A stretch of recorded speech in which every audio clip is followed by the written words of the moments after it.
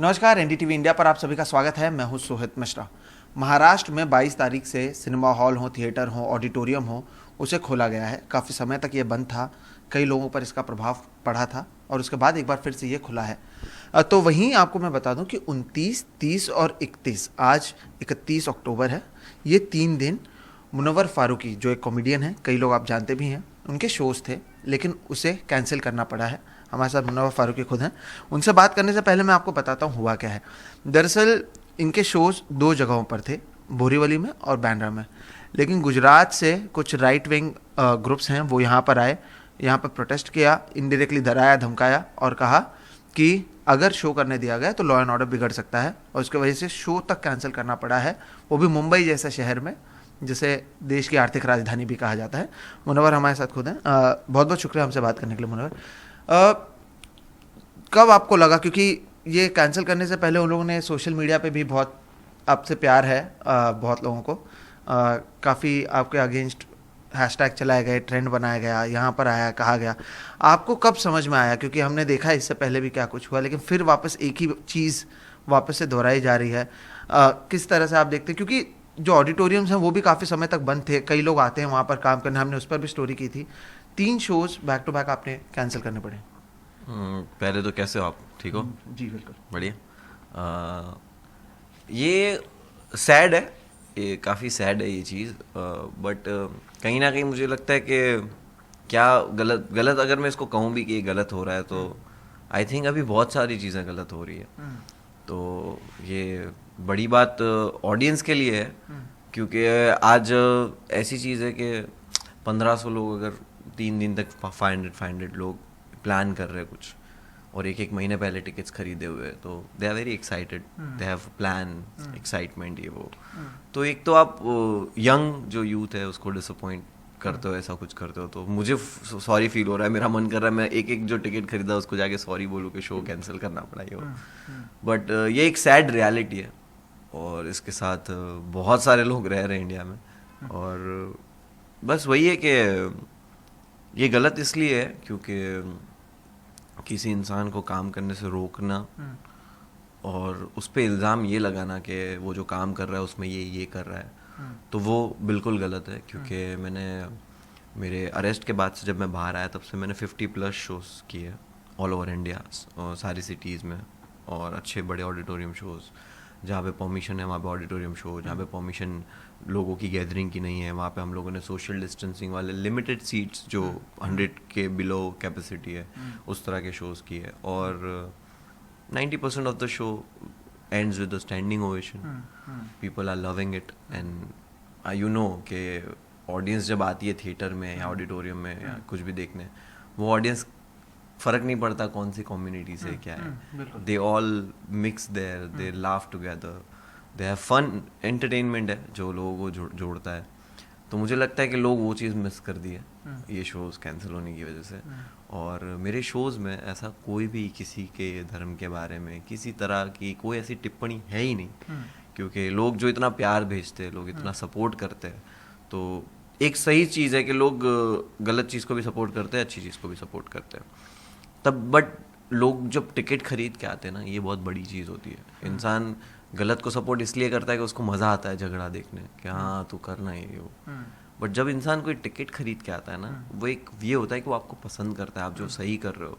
और एक जो आर्ट है, आपको पता है, आप लोग ये जो स्टैंड अप कॉमेडी फॉलो करते हैं, वो एक यंग ऑडियंस है इंडिया का, जो एक अब बड़ा हो रहा है, और वो लोग दुनिया देख रहे हैं, OTT प्लेटफॉर्म्स पे बड़े बड़े शोज़ देख रहे हैं, यूट्यूब पे स्टैंड अप देखते हैं, और फिर वो लोग बोलते हैं कि अच्छा ये लाइव हमारे सिटी में आ रहा है शो देखने। तो एक यूथ जो है ना इंडिया का, जो पसंद करता है, आप उनको रोक रहे हो। अगर वो वोट डाल सकता है ना, तो वो ये भी डिसाइड कर सकता है कि उसको क्या देखना है। बिल्कुल।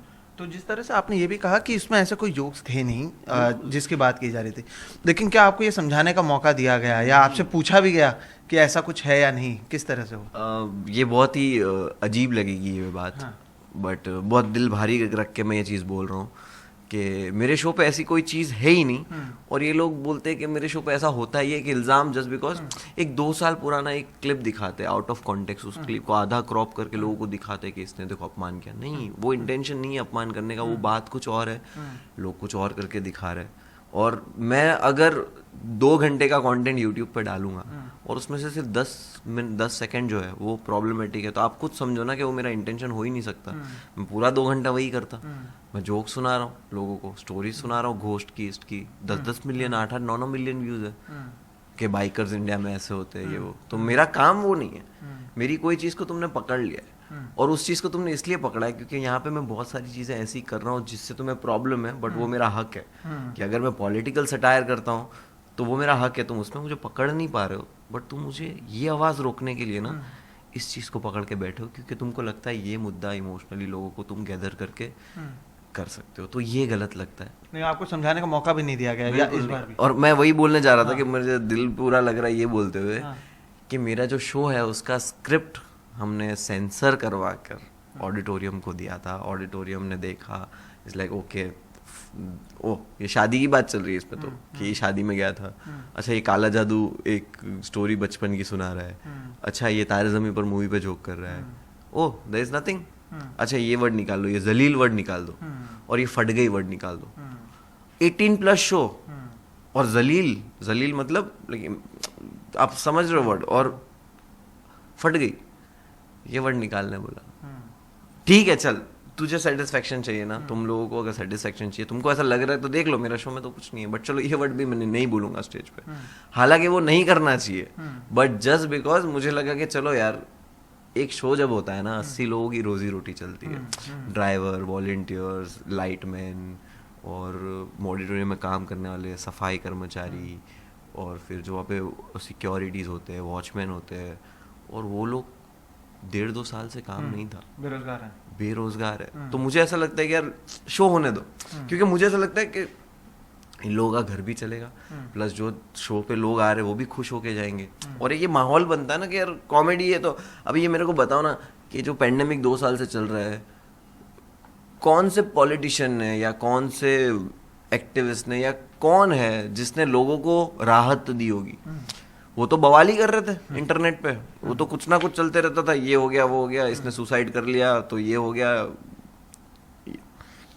अब इस दौरान लोगों का मनोरंजन कौन कर रहा था?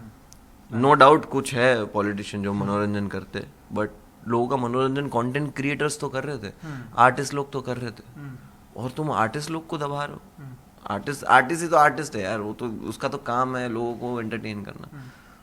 तो तुम मुझे मैंने वो दिया उनको और सेंसर करवा दिया कि ओके मेरे शो में कोई प्रॉब्लमेटिक चीज़ नहीं है, आपको डरने की जरूरत नहीं है। बट जब कोई फिजिकली कोई जगह पे जाए और आपको बोले कि आपके यहाँ पे अगर शो होगा तो हम ये जगह को जला देंगे, हम ये जगह को तोड़ फोड़ देंगे, तो वो ये सोचेगा ना कि यार 1 लाख का नुकसान होगा चलेगा, 10 लाख का नहीं होना चाहिए। हालांकि ये रॉन्ग है, इट्स अगेंस्ट जहाँ पे हम रहते हैं। आज़ादी हो गई ना, आज़ाद तो हो गए ना हम लोग, तो उस वजह से गलत है। अगर नहीं हो तो ब्रिटिश होती तो हम लोग बोलते कि अरे माफ़ कर दो, तो आज़ादी तो हो गई, तो उस वजह से ये चीज़ गलत है। और ऑडिटोरियम पे एक जगह पे तो एक लेडी है जो हैंडल करते हैं, शी इज़ लाइक एजेड 60 और 70 years old, who handle the whole thing. तो उनको थ्रेट करना, उनको जाकर डराना और उनके साथ बदतमीजी करना और इस तरह की थ्रेट फिजिकल जाके देना, तो ये एक बहुत डरावनी चीज़ है और ये बहुत गंदी चीज़ है कि ये नहीं होना चाहिए कोई भी हाल में।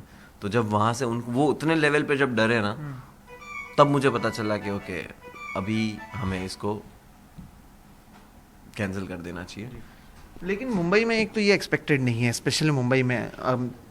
देश की बात करें तो उसमें मुंबई एक ऐसा शहर है जहाँ पे ये सारी चीज़ें एक्सपेक्टेड नहीं है, नंबर 1। दूसरी चीज़ ये भी पूछना चाहूँगी, ये पहली बार नहीं है, अगर जब से ये सारी चीज़ें वापस शुरू हुई हैं, ये पहली बार तो नहीं होगा कि आपका शो कैंसिल किया गया है कुछ?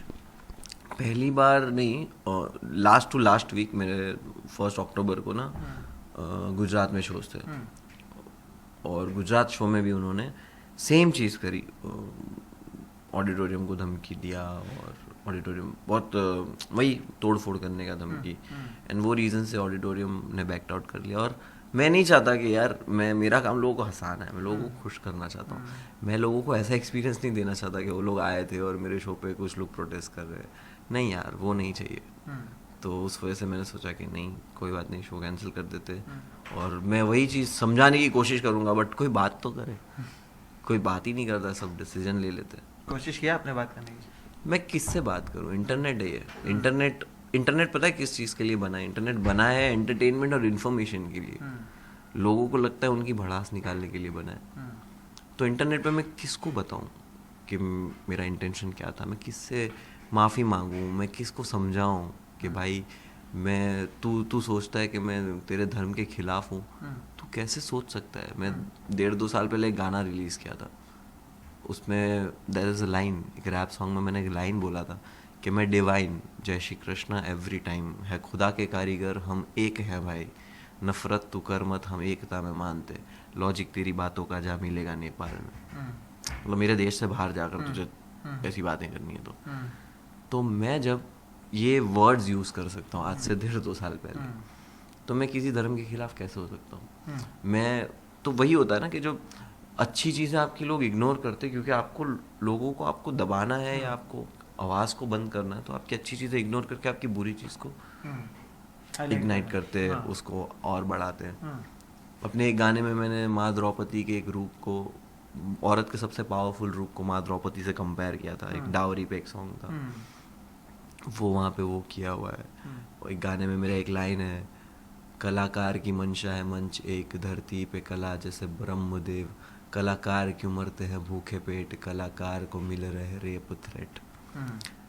तो जब मैं ये सोच वाला इंसान और मैं ये चीज़ें लिखता हूँ तो लोग ये नहीं दिखाते। ये लोगों को पता है, जो सपोर्ट करते हैं उनको पता है, जो ऑडियंस है मेरा उनको पता है।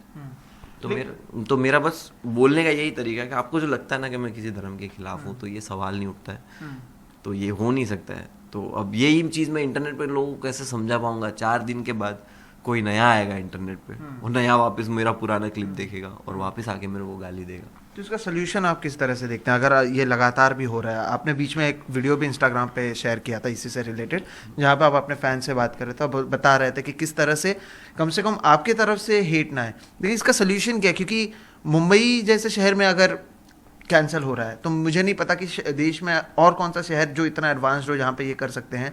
आपने गुजरात की बात की, ठीक है, मुंबई में भी अगर कैंसिल हो रहा है तो फिर इसका सोल्यूशन किस तरह से देखा जाए? पहली चीज़ तो ये है कि सोल्यूशन के पीछे भागना नहीं चाहिए, क्योंकि मुझे लगता है कि यार हमें पता ही नहीं है सोल्यूशन क्या है जिस चीज़ का। चीज़ें गलत नरेशन में इंटरनेट पे चीज़ें इस तरह बैठ जाती है ना, तो इसका कोई वो नहीं होता है। मेरे पास सुप्रीम कोर्ट का ऑर्डर है, आई कैन वर्क, मैं बेल पे हूँ, मेरे बेल ऑर्डर में सुप्रीम कोर्ट जब मुझे रोकता नहीं है काम करने से, तो आई डोंट थिंक मुझे कोई रोक सकता है। और फिर भी अगर तुम मुझे रोक रहे हो और मैं रुक भी रहा हूँ, तो ये मेरी तरबियत है, जो मेरी ये परवरिश है ना, ये मुझे रोक रही है कि मैं जा सकता हूँ अगेंस्ट। यार मुझे रोज़ 50 मैसेज आते, धमकियाँ आती है। मैंने 3 बार सिम कार्ड चेंज कर चुका हूँ, नंबर लीक होता है, मुझे कॉल करके गाली वाली देते, माँ बहन की है वो। तो मुझे उसके लिए बुरा लगता है कि ओके तू तेरे धर्म के लिए नहीं लड़ रहा है, धर्म के लिए लड़ना ये नहीं होता है। तुम सीने पे बम बांध के अगर फट रहे हो अल्लाह अकबर बोल के, तो वो धर्म नहीं है। और अगर तू भी मुझे गाली अगर तेरे धर्म के नाम दे रहा, तो तू भी धर्म पे नहीं है। तो मैं तुझसे ना डरता हूँ, ना मुझे तुझसे वो कोई गिला है, शिकवा है कि तू इंसान ही गलत है। तो मुझे उस चीज़ से फ़र्क नहीं पड़ता है। चाहूँ तो रोज़ 50 कंप्लेंट कर सकता हूँ, नाम दे के, एड्रेस दे के, कि मेरे को ये धमकी दे रहा है, रोज़ मैसेज आते हैं। बट इससे क्या हासिल है? पुलिस जो ऑलरेडी इतना टाइम काम है, रोज़ के लाखों केस है, 100 सुनवाई होती है मुश्किल से। आई नो, मैं जब प्रिजन में था, मैंने लोगों को, लड़कों को आके रोते हुए देखा है मेरे पास कि भाई तू तो छूटने वाला था आज। तो बोले अरे वो एक सिग्नेचर नहीं था ना एफिडेविट पे, तो जज ने बोला 1 महीने बाद आना। अब 1 महीने बाद वो बोले कि आज जज छुट्टी पे है, तो आज क्या हुआ? तो बोले आज वो पैसे कम पड़ गए। 4 महीने से वो बंदा की सुनवाई नहीं हो पा रही है। क्राइम छोटा सा है, वो निकल सकता है बाहर कि टिकट विकेट नहीं थी कुछ, तो छोटा सा फ्रॉड था, बट वो क्राइम की सज़ा ऑलरेडी उसको मिल चुकी है। बट जस्ट बिकॉज वो जा नहीं पा रहा है क्योंकि केसेस इतने हैं, सुनवाई इतनी है, बेंचेस इतनी कम है, तो मैं अभी क्या करूँ, 50 लोगों के पीछे लगा दूँ पुलिस को? लेकिन क्या फिर नफरत हावी पड़ रही है? एक तरफ आप हंसाने की कोशिश कर रहे हैं, दूसरी तरफ क्या आप देखते हैं इसे? क्या नफरत हावी हो रही है? आप किस तरह से देखते हैं इसे? नफरत हावी हो रही है, शो कैंसिल हुआ इसका मतलब है नफरत हावी हो रही है। लोगों को, लोग हेट फैला रहे हैं ना। अगर मेरा वो 2 साल पुराना वीडियो, तुम 2 साल के बाद मेरा अरेस्ट हो गया, मैं सब शोज़ कर रहा हूँ, नॉर्मली बढ़िया शोज़ कर रहा हूँ, अचानक से मुंबई में भी मैंने 20 शोज़ कर लिए, और अभी ये ऑडिटोरियम शो जो बड़े 22 तारीख का ऑडिटोरियम खोला, तो हमने ऑडिटोरियम में शो डाला, तब तुम वही क्लिप को वापस अपने वालों को दिखा के, भड़का के, कि ये देखो ऐसा है, आज शाम में 5 बजे इसके वीडियो के नीचे जाके कमेंट करेंगे, सब स्पैम करेंगे ट्विटर पे, आज इसको गो बैक मनोहर फारूकी। तुम मुझे गो बैक कैसे बोल सकते हो? ठीक है, तेरी चॉइस, तुझे बुरा लगा, ये भी फ्रीडम ऑफ स्पीच है, तू अपने हिसाब से प्रोटेस्ट कर, बट लोगों को इकट्ठा कर कर मॉब में मेरी तरफ सोशल मीडिया पे भेजना, ये गलत है। ये शोभा नहीं देता किसी को भी, कि अगर तुम कोई बड़े लीडर हो या बनना चाहते हो और तुम ये हरकतें कर रहे हो, तो आई डोंट थिंक लोग चाहेंगे कि तुम लीडर बनो, क्योंकि तुम्हारा तरीका बहुत गलत है। लीडर का काम लोगों को एक रखना है, प्यार भेजना है, तो आई डोंट थिंक ये सही है। But at the same time नफरत जीत गई, इसलिए ही शो कैंसिल हुए। बट नफरत का एक ही फ्लॉ है ना, उसकी कमी एक है कि वो नफरत है, वो कब तक रहेगी? एट दी एंड तो लोग भी चाहते हैं कि हीरो मरे ना पिक्चर में, एट दी एंड तो लोग भी चाहते हैं कि हैप्पी एंडिंग ही हो। तो नफरत, ठीक है, नफरत बॉक्स ऑफिस पे उतना नहीं चलती है, बट प्यार बॉक्स ऑफिस पे ज़्यादा ही चलता है, देखा ही होगा। सबसे बड़ी ब्लॉकबस्टर मूवीज जो है वो प्यार पे ही है, कोई क्रिमिनल मूवी नहीं है जो टॉप पे हो। तो नफरत अभी हावी हो रही है, but I think take over करेंगे, प्यार से ही करेंगे, किसी को गाली दे के नहीं, किसी को जलील करके नहीं, या किसी के धर्म के बारे में कुछ गलत बोल के नहीं। तो इसी तरह टेक ओवर करेंगे, मेहनत करेंगे, काम करते रहेंगे, तो हो जाएगा। मैं अगला सवाल इसी पे था, काम पे ही था। आप जब जेल से निकले तो पहला वीडियो निकाला था, तभी आपने लीविंग कॉमेडी लिखा हुआ था, और अभी आपने जो एक वीडियो इंस्टाग्राम पे डाला उसमें भी कहा है कि क्या करें। क्या वो फ्रस्ट्रेशन था उसमें? किस तरह से देख रहे हैं? मैं वो वीडियो जो डाला मैंने, I am very embarrass about it, वो वीडियो डालने के लिए, बिकॉज ये जब हो रहा था ना, मैं 2 दिन तक बहुत परेशान था, और लाइक मैं सो नहीं पा रहा था, ये वो। अभी भी आपको ऐसी आवाज़ लग रही है, मेरी ऐसी आवाज़ है नहीं, तो अभी वो ऐसी हो चुकी है ऑलमोस्ट। तो सो नहीं पा रहा था, तो मैंने सुबह फ्रस्ट्रेशन में मुझे लग रहा था कि लोगों को एटलीस्ट मैं तो बताऊं कि लोग ये क्या कर रहे हैं। I never speak about it, जो हो रहा है थ्रेट, मैं कभी उस बारे में बात नहीं करता, तो एकदम वो दिल में भर जाता है। तो लोगों को लगता है कि ओके सब ठीक है, ये तो मज़े कर रहा है वो, तो वो मुझे चीज़ें इफेक्ट नहीं कर रही थी। तो उस वक्त मैंने वो वीडियो बना दिया, और उसके बाद मैं सोच रहा हूँ अरे यार ये क्यों किया, अब तो आर्टिस्ट है, तू ये क्या रो रहा है? मैं ऐसा कि तू ये क्या फ्रस्ट्रेट कैसे हो सकता है? तू चिल मार, जल्दी से कुछ लिख, बढ़िया शायरी गाना वाना लिख यार, क्या कर रहा है? लोगों को हंसाने का है तू, तेरे को लोग ऐसे नहीं देखना चाहते। तो वो रियलाइज़ हुआ मेरे को, कह रहे यार नहीं करना, बट उस वक्त मैं बहुत फ्रस्ट्रेट था, और ऐसा बुरा लग रहा था कि यार ये मत करो, ये मत करो, तुम गलत इंसान के साथ ये कर रहे हो, मेरा इंटेंशन ऐसा नहीं हो, मैं वो इंसान नहीं हूँ जो तुम मुझे समझ रहे हो।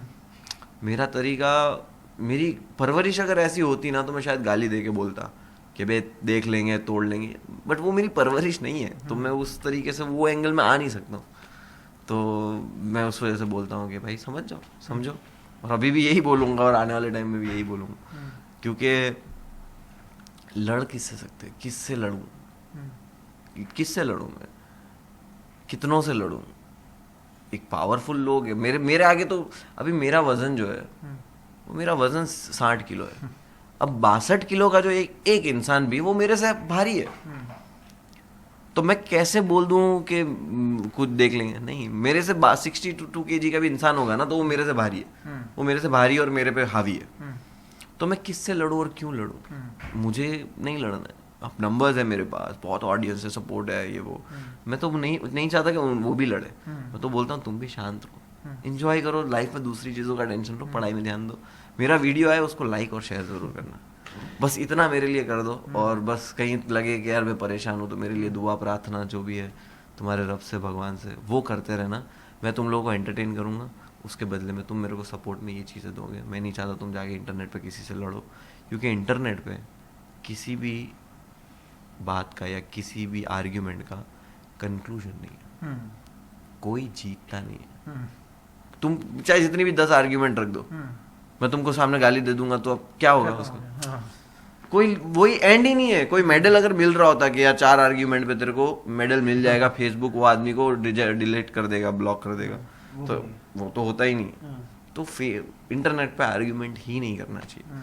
और बस लोगों को आज माहौल बहुत बुरा है, हर तरीके से इंसान परेशान है, पैंडेमिक हो या जॉब हो, ये हो, तो ये मत करो, क्योंकि ऐसा कुछ होता है तो बहुत सारे लोगों का घर इफेक्ट होता है। ऑडिटोरियम में काम करने वाले लोग काफ़ी गरीब है, और ड्राइवर, वॉलंटियर, वॉचमैन, ये वो सब लोग को बहुत इफेक्ट होता है। फ्रेटर्निटी के लोग, आपसे पहले भी हमने देखा है कि कुछ लोगों को जो कॉमिक है उनको टारगेट किया गया है, आपको क्या है, क्या वो लोग आए आपके सपोर्ट? मैंने कुणाल कामरा का एक पोस्ट ज़रूर देखा था, और भी लोग आ रहे हैं कि या वो आना चाहते हैं, लेकिन क्योंकि जिस तरह से आपने कहा ये हेट भी है तो सामने से नहीं आ रहे हैं, लेकिन पर्सनल लेवल पर आपसे बात कर रहे हैं। सपोर्ट, मैं वही बोल रहा हूँ कि सपोर्ट लोग बहुत सारे सोशल मीडिया पे सपोर्ट करते हैं, और सपोर्ट करने के लिए तुम समझ रहे हो कि सपोर्ट करने के लिए ये रीज़न ऐसा है कि ये ट्वीट भी करने की ज़रूरत नहीं है। अगर आप खाली सुनोगे तो आप बोलोगे यार ये तो गलत हुआ, तुम समझ रहे हो? बिल्कुल। तो ये इतनी नॉर्मल डिफॉल्ट के लोग इसमें इनसाइड भी नहीं आएंगे कि क्यों हुआ, क्या हुआ, यार ये तो गलत हुआ। अगर बिना सुनने से पहले तुम किसी को कैसे जज कर सकते हो? और ये तो बंदा कर रहा है शोज, ये तो कुछ होता तो हो गया होता इससे पहले, ये तो कर रहा है, हर सिटी में शोज कर रहा है, सोल्ड आउट शो कर रहा है, शो के बाद स्टैंडिंग ओवेशन ले रहा है। लोग उसको मारने के लिए तो खड़े नहीं हो रहे, लोग तो उसकी इज्जत में खड़े हो रहे कि भाई हमने, हमारे पैसे तूने वसूल करा दी, तो ये तो तुम गलत कर रहे हो। तो जो हुआ वो गलत हुआ, वो बहुत ही ज़्यादा गलत हुआ। अब मेरा यही है कि देखते, नफरत और प्यार वही जंग है। तो लेकिन कॉमेडी जारी रहेगी आगे, अभी शोज आने वाले हैं, किस तरह से कर रहे हैं? कॉमेडी तो कैसे रुक सकती है? कॉमेडी तो हर चीज़ में है, तो कॉमेडी तो नहीं रुक सकती है। और यही है कि वीडियोस भी आएंगे, शोज भी करेंगे, और प्यार वाले शोज करेंगे, ईगो पे नहीं कि तू कौन होता है मेरा शो रोकने वाला, नहीं यार नहीं। तू तू तू अपने घर पे सलामत रहे, मैं अपने घर पे सलामत रहूँ, तुझे भी तेरी माँ पूछे कि आ गया घर खाना खा ले, और तू बोले कि हाँ आज मैं कुछ अच्छा काम करके आया, और मैं भी घर पे आके सुकून से आकर कमेंट्स पढ़ सकूं कि हाँ यार लोग इतना प्यार भेज रहे। लेकिन नहीं बोलने की वजह से ही क्या ये आपको लगता है कि जैसा आपने कहा कि इससे पहले आपने कहा भी नहीं था, उसी की वजह से क्या ये और हावी होते जा रहे हैं, या किस तरह से देख रहे हैं? हाँ, एक कभी हावी होने की बात है ही नहीं। मैंने यही बोला कि हावी मैं गिनता ही नहीं हूँ, हावी कौन, क्या हावी, किसका पलड़ा भारी, मैं ये चीज़ें नहीं गिनता हूँ। कलम से वजनदार तो कोई चीज़ है नहीं, और वो अगर मेरे पास है तो मैं देख लूँगा। तो बोलने का मतलब सिर्फ यही है कि बताना लोगों को ये भी ज़रूरी है कि क्या हो रहा है। मैं यहाँ पे किसी पे इल्ज़ाम नहीं लगा रहा, मैंने आपको ये बताया कि क्या हुआ, मैंने डिसीजन नहीं ले लिया कि ये तो एकदम गलत हो गया। मैं बता रहा हूँ कि मेरा ओपिनियन है कि यार ये गलत तो हुआ, क्यों हुआ ये मैंने आपको डेफिनेशन। मैं कोई होता नहीं हूँ जो डिसीजन ले लूँ कि ये तो गलत, ये तो होना ही नहीं चाहिए, समझ रहे हो? अब ये भी तो फ्रीडम ऑफ स्पीच की ब्यूटी है ना, कि मुझे बोलने का हक तो तुझे भी बोलने का हक, और मैं अगर तुझे बोलने से रोकूं कि तू मत बोल, तो फिर मुझे बोलने का हक नहीं। तो तू भी बोल, मैं भी बोलूं। आपको नहीं बोलने दे रहे हैं? मुझे नहीं बोलने दे रहे, मुझे बोलने नहीं दे रहे, और किसी का नुकसान नहीं कर रहा हूँ मैं, और किसी को तकलीफ नहीं दे रहा हूँ, किसी को हर्ट नहीं कर रहा हूँ, तो मुझे अपना काम करने दिया जाए। आखिरी एक ही सवाल होगा, क्यों आपको लगता है कि आपके मुनव्वर फारूकी हो गए, और भी लोग हैं, क्यों इनके ही पीछे, क्या वजह मानते हैं? इनके ही पीछे नहीं होता है उनका कोई, मुझे नहीं लगता कि कोई, लेकिन आपका तो नाम ट्रेंड किया गया सोशल मीडिया पर भी, आपके खिलाफ हैशटैग चलाए गए। हाँ, तो उसका रीज़न ये होता है कि यार कुछ मैं कभी कभी ऐसा लगता था कि हाँ यार हो सकता है मेरी कोई बात खटक गई ये वो, बट अभी जो हुआ उसके बाद आई एम वेरी श्योर कि कुछ लोगों को पॉलिटिकल क्लाउड लेना होता है, कुछ लोगों को फॉलोअर्स या जो भी है, आई डोंट अंडरस्टैंड कि वो लोग ऐसा क्यों करते हैं, बट वो एक नफ़रत है, और जब नफ़रत लोग दिखाते हैं ना तो मैं शॉक हो जाता हूँ कि यार तू मेरे बारे में ये लिख रहा है, तू कभी आ तो सही मेरे साथ, मेरे पास बैठ तो सही, मेरे साथ कभी खाना तो खा, मेरे साथ कभी म्यूजिक सुन, मेरा प्लेलिस्ट सुन, तू कभी मेरे साथ राउंड पे चल, तू मेरे साथ कभी ट्रैवल कर। तो तू मेरे को जानेगा, और तब तुझे पता चलेगा कि तूने जिसको गाली दी वो तो तेरा भाई है। तो मुझे वो चीज़ खटकती है, तो ये करते हैं। तो बट मुझे ऐसा नहीं लगता कि बस इंटरनेट तो यही हो गया है कि हर दूसरे दिन किसी को टारगेट करो, और इस बारे में पूरा इंटरनेट हो चुका है। क्योंकि रास्ते पे मुझे कभी कभी भी कोई ऐसा नहीं मिला कि तू अच्छा इंसान नहीं है। मुझे रास्ते में हमेशा इंसान ऐसा ही मिला है कि यार बिग फैन, वीडियो देखा था, मज़ा आ गया। आधे लोग हाथ मिला के आते, आधे लोग बोलते एक फ़ोटो ले ले भाई फ़ोटो। मुझे तो बहुत खुशी होती है कोई फ़ोटो लेता है तो, मेरे लिए तो बहुत बड़ी बात है। तो वो जो फीलिंग है वो बहुत खूबसूरत फीलिंग है कि मुझे लोग रोक के बोले कि यार तेरा वीडियो देखा, बहुत हंसे हम लोग, मज़ा आ गया, एक फ़ोटो चाहिए। कोई ऐसे नहीं बोलेगा अरे तूने वो जो गालियाँ दिया ना उसको भाई सुन के मज़ा ही आ गया, मेरे को 2-3 गालियाँ लिख के दे दे। ऐसा कोई मुझे नहीं चाहिए। तो मुझे लगता है कि बस टारगेट तो हर दूसरे दिन किसी को बनाया जाता है, और इसको एक धर्म का रूप दे देते हैं। जस्ट बिकॉज मेरा धर्म अलग है, वो लोग एक धर्म का रूप जब दे देते हैं ना, तब मैं ऐसे हाथ ऊपर कर लेता हूँ कि यार ये मत करो, ये तो क्या कर रहे हो तुम यार, ये तो बहुत बच्चे वाली हरकतें कर रहे हो, कि तुम बच्चे वाली हरकतें भी कर रहे हो और खतरनाक हरकत कर रहे हो। बच्चा खेलते रहेगा, मस्ती करते रहेगा, चलेगा, बट बच्चा जब गीजर ऑन करके उस पर पानी फेंकेगा तो वो बच्चा गलत हरकत कर रहा है, तो वो चीज़ गलत है। तो कहीं ना कहीं सवाल और इसमें कोशिश यही थी बताने की कि किस तरह से टारगेट किया जाता है और क्या कुछ किया जा रहा है, लेकिन उसके बावजूद जो जंग है वो नफ़रत और साथ ही साथ एक तरफ कॉमेडी यानी खुशी फैलाने के बीच में जारी है। और एंड करने से पहले एक जो बयान है जो डायरेक्टर हैं PEN America artist at risk के जूली ट्रेवॉल्ट, उनका है कि comedy and satire are necessary to ensure a healthy democracy as they facilitate the free communication of new ideas and critical thinking. तो जब तक आपको बोलने की आज़ादी नहीं होगी तब तक क्या आप लोकतंत्र में रह रहे हैं, ये सवाल आप खुद से पूछिएगा। और कहीं ना कहीं जब तक आज हो सकता है कि इन्हें बोलने नहीं दिया जा रहा, आप चुप हैं, कल हो सकता है आपको भी बोलने नहीं दिया जाए। बहरहाल फ़िलहाल इस वीडियो में इतना ही। मेरा नाम है सोहित मिश्रा, कैमरे के पीछे हैं राजेंद्र दयालकर। कोशिश हमारी यही है कि सभी पहलुओं को आपके सामने लाएं, बताएं कि क्या कुछ हो रहा है जो शायद पिछले कुछ दिनों में आपको पता नहीं चला हो। और ये 1 या 2 दिन की चीज़ नहीं होती है, किस तरह से एक पूरी मॉब इसके पीछे जिम्मेदार होती है और किस तरह से टारगेट किया जाता है, ये बताने की कोशिश हम इस वीडियो के ज़रिए देख रहे हैं। आप देख रहे हैं NDTV इंडिया। नमस्कार।